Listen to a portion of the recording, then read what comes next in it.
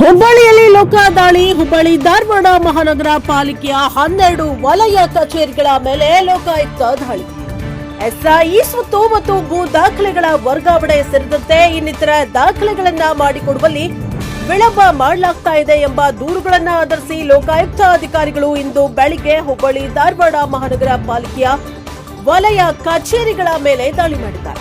ಹುಬ್ಬಳ್ಳಿ ಧಾರವಾಡ ಮಹಾನಗರ ಪಾಲಿಕೆಯ 12 ವಲಯ ಕಚೇರಿಗಳನ್ನ ಹೊಂದಿದ್ದು ಎಲ್ಲಾ ಕಚೇರಿಗಳ ಮೇಲೆ ಏಕಾಏಕಿ ದಾಳಿಯನ್ನ ನಡೆಸಿ ದಾಖಲಾತಿಗಳ ಪರಿಶೀಲನೆಯನ್ನ ನಡೆಸ್ತಾ ಇದ್ದಾರೆ.